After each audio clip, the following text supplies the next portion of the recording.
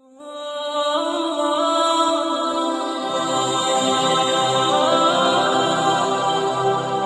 باللہ من الشیطان الرجیم بسم اللہ الرحمن الرحیم السلام علیکم ورحمۃ اللہ وبرکاتہ۔ دوستو کیسے آپ لوگ؟ امید کرتا ہوں خیریت سے ہوں گے۔ دوستوں میں ہم نے بات کی تھی ختم نبوت پر کہ ختم نبوت کا جو عقیدہ ہے وہ تمام مسلمان یہ مانتے ہیں کہ حضرت محمد مصطفیٰ صلی اللہ علیہ وآلہ وسلم اللہ کے آخری نبی ہیں۔ آپ کے بعد کوئی نبی اور رسول نہیں آئے گا، نبوت کا دروازہ اب بند ہو چکا ہے۔ لیکن تاریخ میں ہم نے دیکھا ہے بہت سے لوگ ایسے آئے ہیں جنہوں نے اس عقیدے کو نہیں مانا، انہوں نے خود نبوت کا دعویٰ کیا اور آج بھی آ رہے ہیں۔ آج بھی بہت سے لوگ آپ کو سوشل میڈیا پر نظر آ جائیں گے جو یہ کہتے ہیں، جو نبوت کا دعویٰ کرتے ہیں، اپنی وحی سناتے ہیں، اپنے الہامات سناتے ہیں۔ تو ابھی ہم شروع کرتے ہیں اور ان لوگوں سے پوچھتے ہیں جنہوں نے یہ دعویٰ کیا کہ انہوں نے کس بنیاد پر یہ دعویٰ کیا ہے۔ یہ جو کہتے ہیں کہ نبوت ابھی ختم نہیں ہوئی، نبی آتے رہیں گے اور خود بھی نبی بنے۔ اب ہم دیکھتے ہیں ان لوگوں کو۔ نبوت کا دعویٰ دوستوں محمد مصطفیٰ صلی اللہ علیہ وسلم کی حیات مبارکہ میں ہی شروع ہو گیا تھا۔ 4 بڑے دعوے دار آئے جنہوں نے نبوت کا دعویٰ کیا ہے۔ ان میں ہمارے سامنے جو نام پیش ہیں وہ ہے مسلمہ ابن حبیب، طلحہ الاسدی، سجاح اور اسود انسی۔ اسود انسی نے یمن میں حکومت اپنی قائم کی اور وہ ایک بہت ہی ماہر جادوگر تھا۔ اس کے پاس ایک ہنر تھا، وہ لوگوں کو ایسے ایسے کرتب اور کرشمے دکھاتا تھا کہ لوگ اس پر ایمان لے آتے تھے۔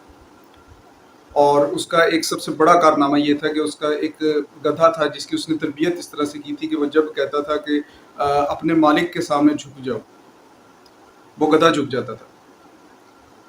اس طرح سے وہ گدھے کو جو بھی بات کرتا تھا گدھا سمجھ جاتا تھا، گدھا اس پر عمل کرتا تھا، اور جو لوگ تھے وہ اس چیز سے متاثر ہو گئے۔ اسود انسی نے یمن میں حکومت اپنی قائم کر لی اور وہاں پہ نبوت کا دعویٰ کر دیا، اور اس نے اپنے کئی پیروکار بھی اکٹھے کر لیے۔ لیکن نبی کریم صلی اللہ علیہ وسلم کی زندگی میں ہی حضرت فیروز تیلمی نے اسے جہنم واصل کر دیا۔ پھر اس کے بعد جو ان میں سب سے زیادہ مشہور نام ہماری نظر میں آتا ہے وہ ہے مسلمہ ابن حبیب کا، جسے مسلمہ کذاب کے نام سے جانا جاتا ہے۔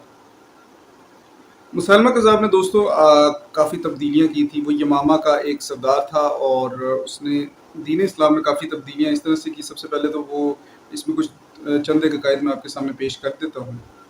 مسلمہ کذاب یہ کہتا تھا کہ نمازیں 3 اس نے کر دی۔ پھر وہ یہ کہتا تھا کہ خدا کبھی بھی شیطان کو نہیں بنا سکتا جو لوگوں کو بہکائے، جو لوگوں کو بھڑکائے، لوگوں کو گناہ کی طرف لے کر جائے۔ پھر اس کے بعد اس نے شادی سے پہلے جنسی تعلق کرنے کی اجازت دے دی تھی۔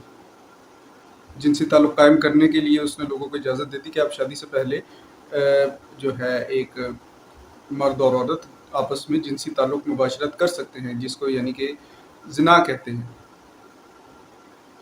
اور وہ چیز اس نے جائز قرار دے دی۔ پھر قبلہ کے بارے میں وہ یہ کہتا تھا کہ اللہ تعالیٰ ہر جگہ ہے، اللہ تعالیٰ ہر جگہ موجود ہے، اس لیے نماز آپ کہیں بھی پڑھ سکتے ہیں۔ یہ ضروری نہیں ہے کہ آپ خانہ کعبہ کی طرف جو ہے رخ کر کے قبلہ کو جو ہے آپ نماز اپنی ادا کریں، خانہ کعبہ کو اپنا قبلہ نہ بنائیں۔